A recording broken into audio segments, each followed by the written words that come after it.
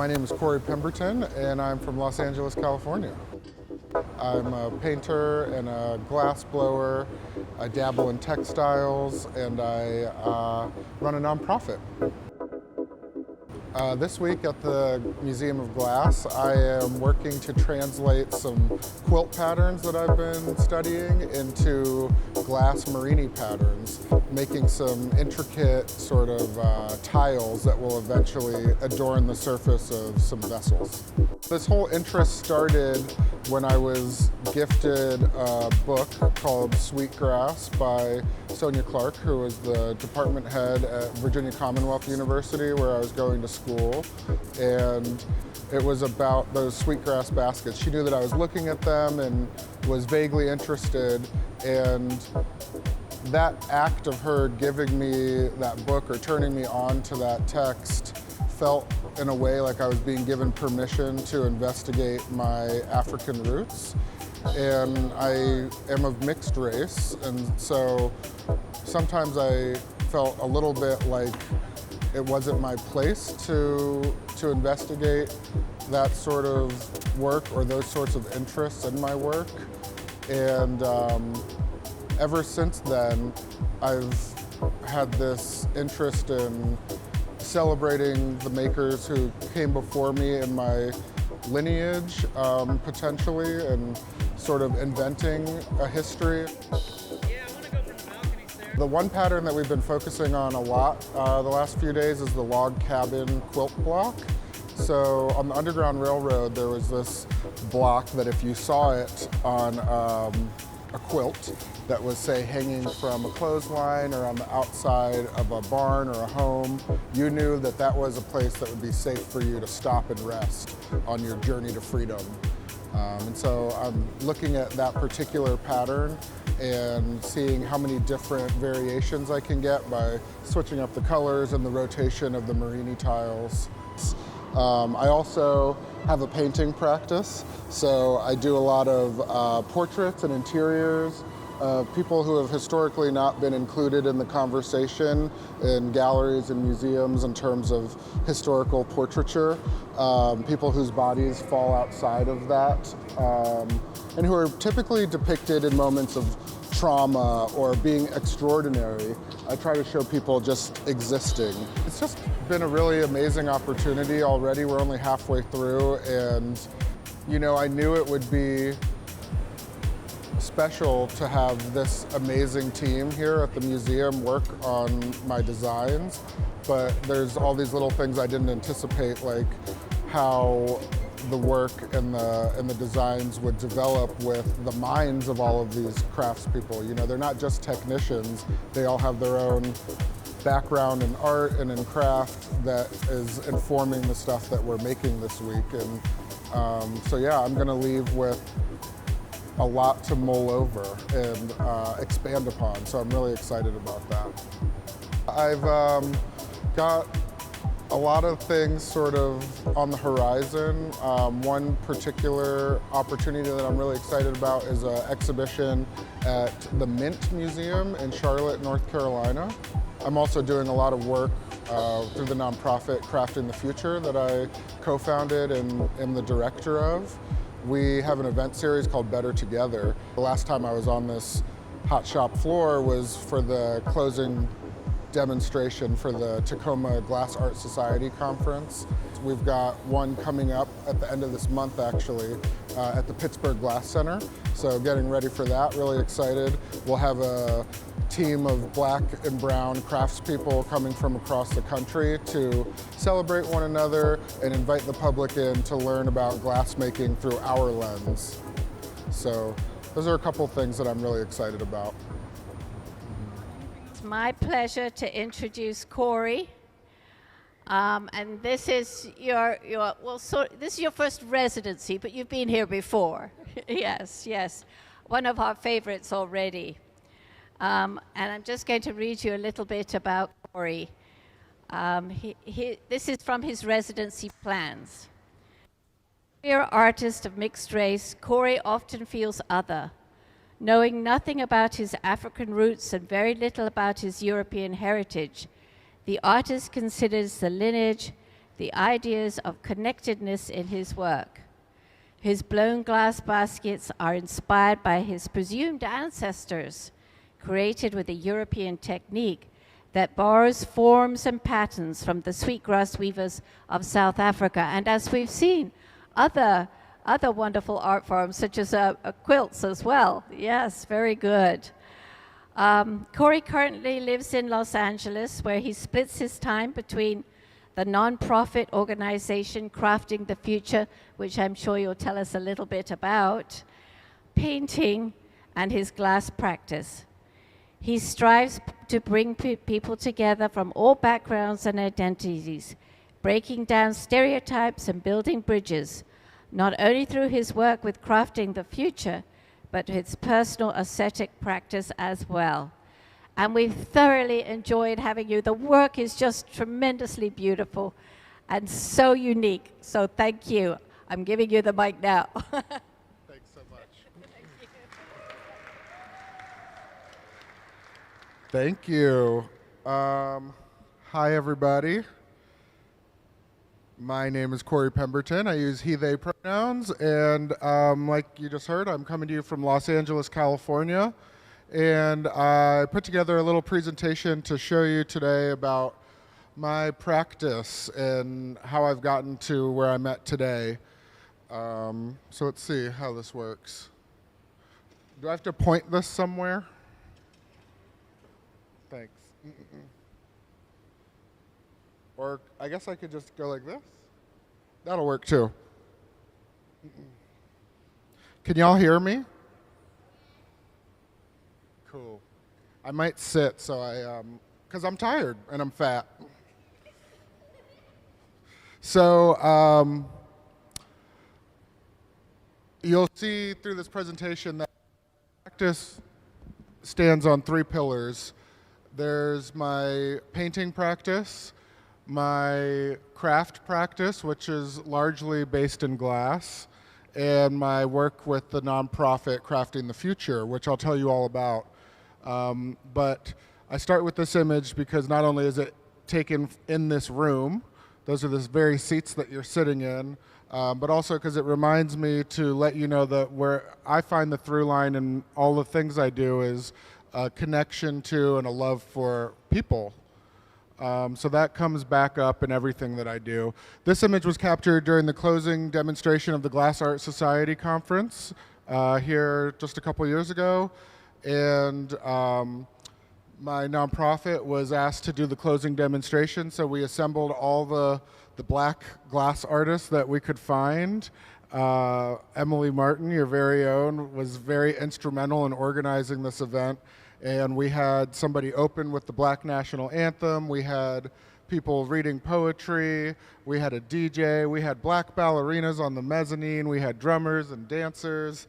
And about, I don't know, 15 or 20 black glass artists on the floor, which doesn't sound that crazy maybe, but for us it was historical.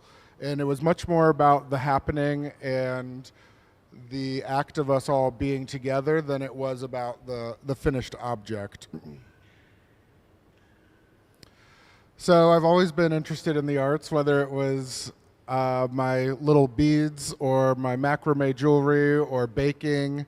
There was always something there. And from a very early age, I was drawing and painting, looking at friends and family members, cartoon characters, whatever it was. There always seemed to be an interest in the figure as a subject matter. This is a chalk drawing that I did in high school of my cousins on the metro. And I thought that that's what I was going to do with my life, was drawing and painting. And there was this lie that was fed to us when I was young that if you were going to make it as an artist, you would go into graphic design. And so that's what I sought out to do. I went to Virginia Commonwealth University in Richmond, Virginia to study graphic design, and I got distracted by glass. There was a glass blowing program, and I watched somebody blow glass one time before I decided to switch my major to craft and material studies. And while I was completing that major, I did an internship at the Chrysler Museum of Art in Norfolk, Virginia, where I was doing a lot of work like this that was more performative and a little bit more conceptual. But I had this itch for technical knowledge. And so I wasn't getting that at VCU as much as I wanted to. So I did some research and I found the Penland School of Craft in North Carolina, which you'll hear me talk about more later. But I went there and I studied with this man, Sam Stang, and his wife, Kaiko Mayata, and they were teaching a class on form and pattern. So this was my introduction to Marini work and a lot of the sort of things that I'm still exploring in my practice today. So after that 2-week workshop at Penland, Sam and Kai offered me a job. So I moved to middle of nowhere, Missouri, and worked out of this old auto body shop turned glass studio for this hippie maestro who was making glass that was inspired by the design houses of Italy and Scandinavia, but with this sort of like Midwest hippie spin. And I started making work that was inspired by those same design houses and by the work of the people who I was working most closely with, which at that time was Sam and Kai. But I was also going back and forth from Missouri to Penland and taking as many workshops as I could. So I actually got to know a lot of people from this area, which, as you all know, is very rich in glass, through being at Penland School of Craft, because it's a destination where people from around the world come to teach intensive workshops and not just glass blowing, but all sorts of different craft disciplines. And so I started doing craft fairs. I built a booth and I was touring my little 10 by 10 pop-up gallery around the country and selling these wares on the street, sometimes indoors if I was lucky.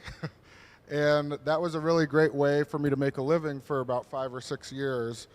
At some point you might have heard me talk about this in the video they played a minute ago. I was gifted this book about sweetgrass baskets by Sonia Clark, who is the department head at Virginia Commonwealth University in Craft and Material Studies. And it started me down this path where I was making works inspired by these baskets in both form and pattern. And yeah, it felt like this weird thing where I was being given permission to make work about my African roots and about my history and my lineage. I am of mixed race, and so I don't know why, but I just felt in a way like I needed that permission to talk about my own experience, which as I grow older and more sure of myself, realize that I am the only expert on me, and so every part of me is worth investigating in the work. And this, if you look at the detail on the right, I was beading the finials, so sewing little glass seed beads with a needle and thread, and I feel like that process was only strengthening that invented connection to the sweetgrass weavers of South Africa. And so I started making these forms, again, inspired by the shapes, inspired by the patterns. These ones were made with colored glass that I melted myself at Penland, which, to get technical for a second, is just a fun process that not a lot of glass studios do or have. We have these furnaces here that melt clear glass, but some studios you can add different metal oxides and tint the glass to different colors and sort of make your own recipes.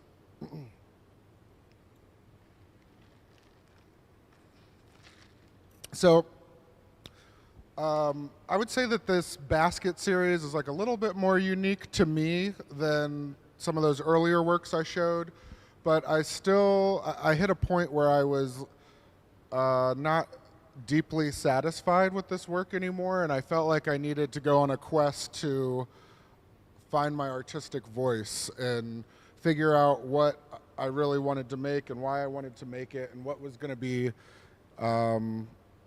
unique about that to me.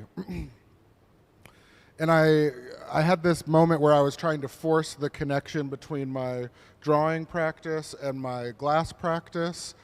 I think that happens to a lot of us as artists. We have seemingly disparate interests and feel like no one's going to understand if we don't make the connection for them. And so I was drawing on glass, painting on glass with enamels, making powder prints. These were made in a residency at the Pittsburgh Glass Center, which was my first residency, probably a decade ago. And in that residency, I also was playing around with making some lighting and experimenting with the idea of cast shadows and reflections and refractions as a means of mark making on the wall. Around that time, I applied to the Penland Core Fellowship. It's a 2-year program where you live and work at the school, and you work for the school in exchange for your tuition and room and board. So I stayed at this beautiful school on the top of the mountain in North Carolina, which has probably half as many trees now since the hurricane. And I took classes in like all sorts of different areas. I gave myself a challenge to sort of take a break from glass and gather some information from other areas in hopes of, I don't know, strengthening the subject matter of what I was doing and the technique as well. I took a drawing and painting class with Hillary Fail and Lee Suggs, and they were also VCU alum. This class felt like a sort of return to academia after I had focused so intensely on craftsmanship for a while. And I was now using drawing and mark making to develop my own vocabulary of pattern and think about how I could use that to quietly meditate on different things. So I think of these large pen and ink drawings as sort of meditations, and they were a stepping stone for me to the work that I'm doing today. This is a piece that I made also at Penland out of wood, and it's done in a very similar process to the Marini glass that you're seeing us make down on the floor today, where I'm cutting plywood into strips and then bundling those strips and cutting them up again into little tiles and gluing them together. It's kind of like making a parquet floor, but I'm sort of exploiting the natural lines that already exist in the plywood. Here's just a process shot you can see of me cutting different strips of wood, gluing them together, and then it's very similar to this process: bundling, slicing, rebundling. And doing all of that material exploration helped me think about new ways of creating pattern in glass.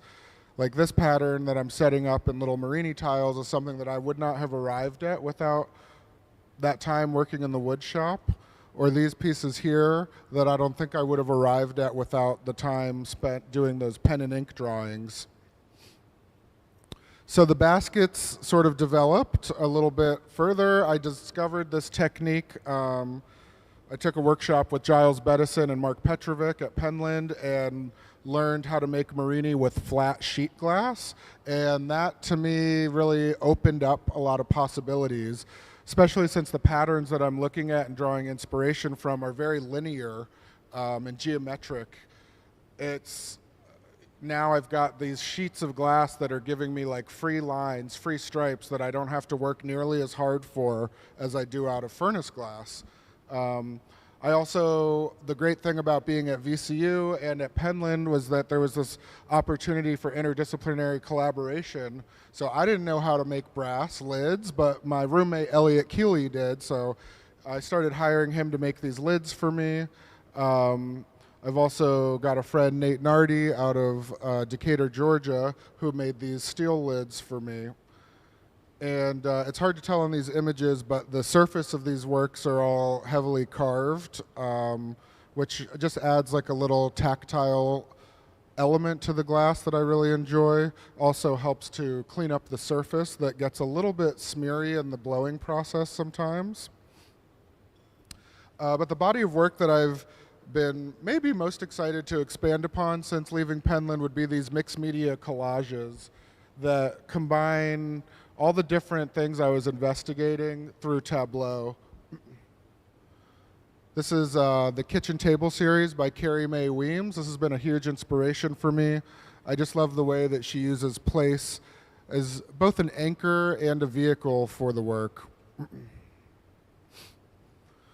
So I started looking at friends and family members, a lot of times roommates, anybody who was closest to me who maybe had been marginalized by society in some way, whether it was the color of their skin or their socioeconomic status or their gender expression. And I was trying to depict them in ways that both normalized them and made them relatable, but also celebrated them. I feel like a lot of the majority don't realize that to fit in is a luxury, I don't know, it's not something that minorities experience all the time. And I didn't realize that until I moved to Los Angeles. I'd been living in all these tiny little towns where I was the only queer person, the only black person. And when I got to LA, I felt like I could breathe. Like everybody wasn't staring at me all the time or asking me to speak for an entire people.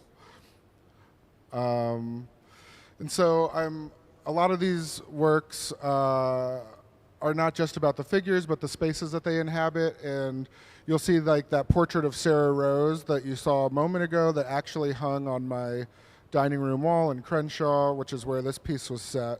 The subject of this painting is actually Cedric Mitchell, who is a glass artist and a close friend of mine, and his wife, Tajani Newton.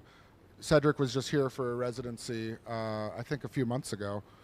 And sometimes I'll include objects like the glass baskets that you saw that are appearing on the credenza in the background here. So I'm going to switch gears a little bit and talk about crafting the future for a second. I was in New Orleans at Mardi Gras in 2016, and I'd been having some really heated discussions, maybe not heated, but I don't know, deep discussions with friends about the glaring lack of racial and ethnic diversity in our field, not just glass, but in all the spaces that we move through as artists, and thinking about ways that we could do something about it. And this woman here, Annie Evelyn, I credit largely with being the impetus or the driving force for starting this organization. Because when she talks about something, she does it. And I really admire that, and she's instilled that in me. And it was on this night at Mardi Gras that we decided we were going to start an organization. And it was going to be run by artists, for artists, who were interested in bringing some more diversity into the field. And we decided to call it Crafting the Future, which is better than the first idea we had, which was Black Craft, which if you Google that, it's already taken by, I think, witches. And Annie and I and all the other artists involved in starting Crafting the Future, we're all living at Penland School of Craft in North Carolina and had identified that craft school experience as a really valuable one, transformative one, and a viable pathway into the field. And much more accessible than, say, like a 4-year program at a college or a university. And so we thought, how can we get more people to know about this place and places like this? So we just raised some money through a Kickstarter and partnered with a youth arts organization called Yaya in New Orleans, Young Artists, Young Aspirations. And we raised enough money to send 2 students from New Orleans to Penland. And they had never left their hometowns and worked with such great independence. And this is Shanti Broom, who was one of our first scholarship recipients, working in the Iron Studio, and Tyreek Conneller. And when they returned home to Yaya, we got reports that they were just like way more excited about what they were doing in the studio. They had to actually extend work hours at Yaya so the students could work into the night like they do at Penland. So that was sort of our first initiative, the scholarship program, and that was Penland the first year. Fast forward to today, where we're partnered with 8 different craft schools across the country, and we provide about 40 scholarships each summer for Black and brown students. And those scholarships include tuition, room and board, material stipends, travel, and a per diem that they can use for whatever they need. If it needs to go to paying their mama's rent, that's fine. If it needs to go to the sweatshirt in the gift shop, that's fine too. So that's one thing that we still do, but we started expanding our idea of what it looks like to support an artist holistically. And part of that for us is representation and networking opportunities. And so we started a series, an event series called Better Together. The first one was held in LA. That's the one you're seeing on the left. Again, Cedric Mitchell and I started this together, and we invited all the black glass artists we knew to come to Los Angeles, host an event where we were celebrating the makers in our community. We had a pop-up market where people could come and sell their wares free of charge. We also had musical performances, technical demonstrations, and workshops that the public could participate in. And we've continued this event. It evolves every time we do it. The second one was at Yaya in New Orleans. That one we tacked on a workshop with the Yayas because, you know, their student population, their student body is very diverse. It's largely black and brown, but their instructors are white. And it just really makes a difference when the students can see themselves in the people who might be in a position they aspire to be in one day. So that's something we think about a lot when we're developing different programs. Like this one, we have a residency that we run at the Pittsburgh Glass Center. We also piloted it last year at Wheaton Art Center in somewhere in New Jersey, Pennsylvania. Where is that place? Somewhere over there. And it's sort of a mentor-mentee situation where we pair a more experienced, or I don't know how you'd call it, sort of someone later in their career with somebody who might be a little less farther along in their career to have 10 days, or was it 10 days, Emily? 10 days. Emily was one of our residents, to work together in the glass studio, creating whatever it is that their hearts desire. We also have a local residency program in Los Angeles. This is where my studio is housed, but we also have 7 other artists who are either getting free space and a material stipend or subsidized rent. That person on the right there is Tarek Gutierrez, who is our studio coordinator. We've, again, continued to beef up that scholarship program. So here's some of our students at Haystack Mountain School of Craft in Maine and at Penland in North Carolina. We also try to support people who have been past program participants or are working in similar fields who just have a great idea and need support. That's why we developed our grant program a couple years ago. So we've got $10,000 grants and $500 grants for artists who are doing something that either the smaller grants are for anything that supports your creative practice, and the larger ones are for projects that are designed to bring in other artists of color to some sort of program or practice. So this is Women of Visions, who wanted to put on an indigo dyeing workshop in Pittsburgh, and we were happy to support that. We also developed a program called the Teen Takeover, which Emily has also been a part of, where we go to the Appalachian Center for Craft in Smithville, Tennessee, and we take over the whole campus. And we teach workshops in metal smithing, glass blowing, flame working, ceramics, woodworking, and fibers. And every workshop is led by a person of color. The studio assistants are people of color, and all of the students are people of color.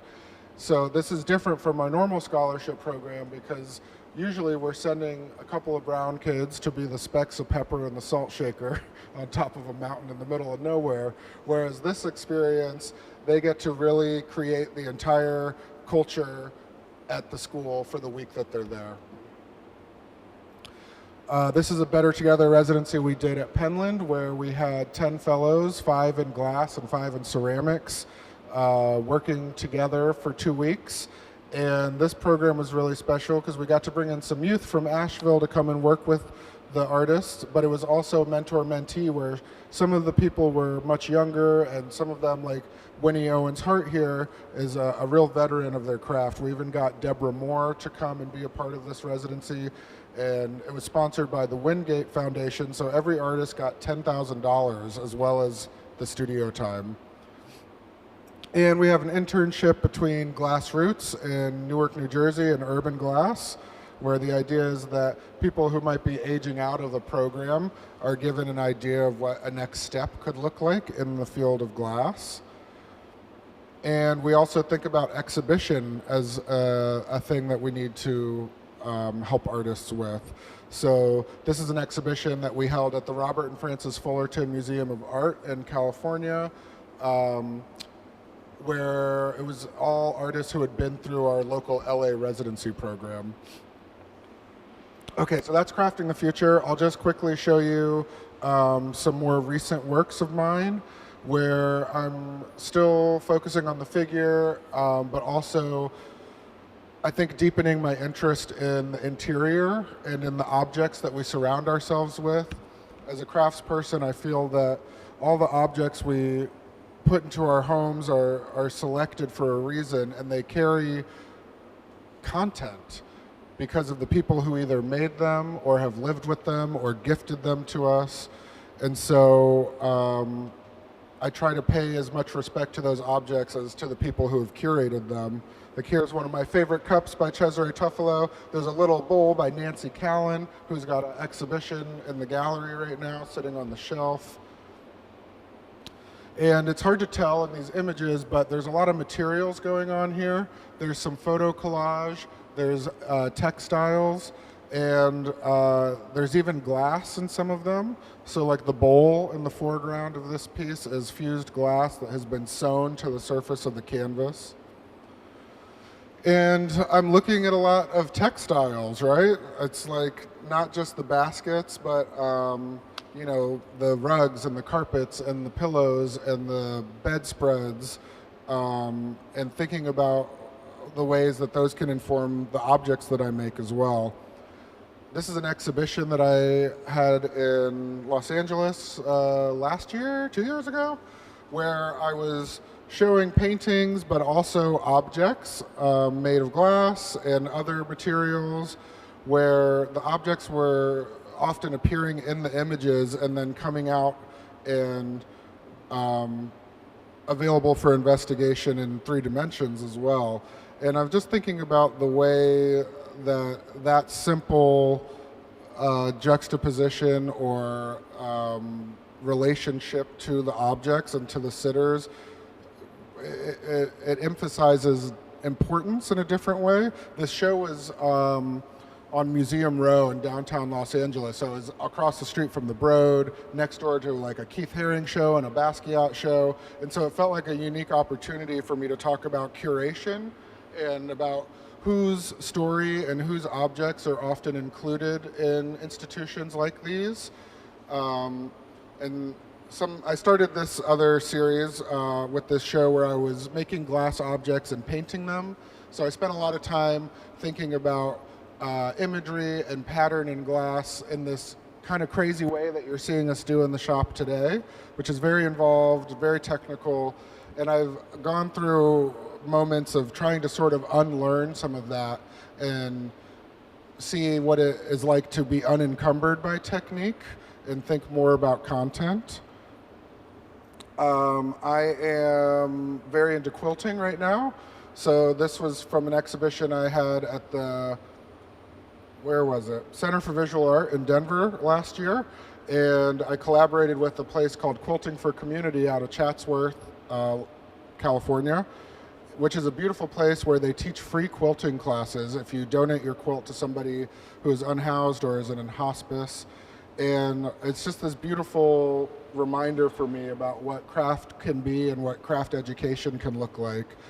And so I wanted to shine a light on those makers and also think about the way that the quilt and textiles can really soften a moment or a space or provide shelter or comfort or safety.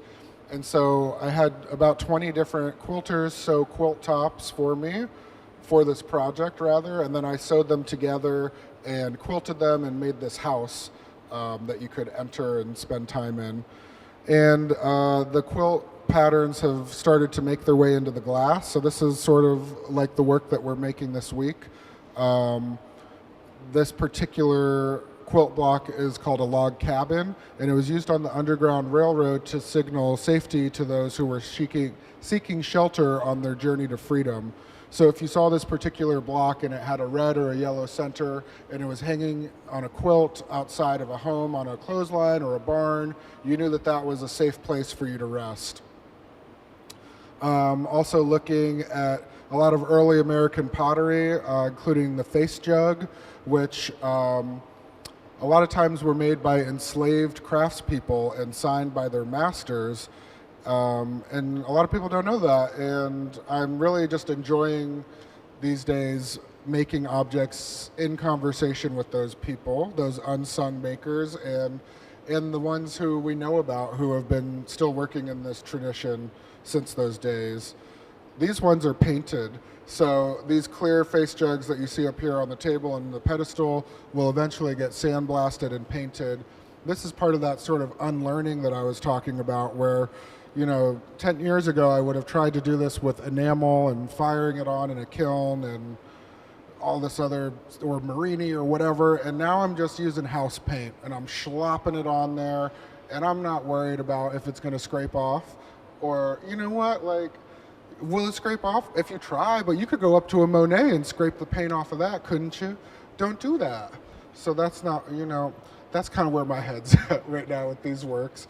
And the last thing I'll talk about is my teaching practice. I teach every summer at this school called Oxbow in Saugatuck, Michigan. It is a freaky little place. It's kind of like what I imagine Penland was like 50 years ago. There's like no rules. It's run by all these queer little hippies, and it's just magical. It's on Lake Michigan, and I teach a workshop where it's an introduction to glass blowing through the lens of the tablescape.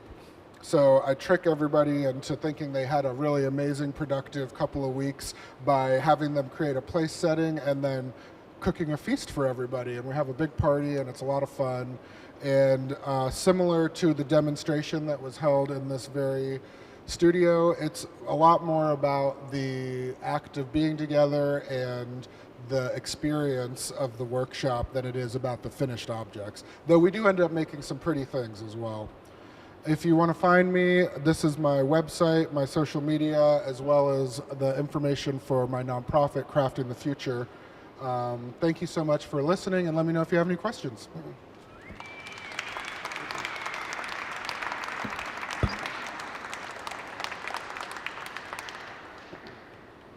Hi.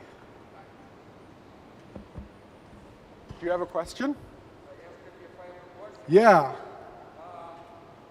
Or were you just waving?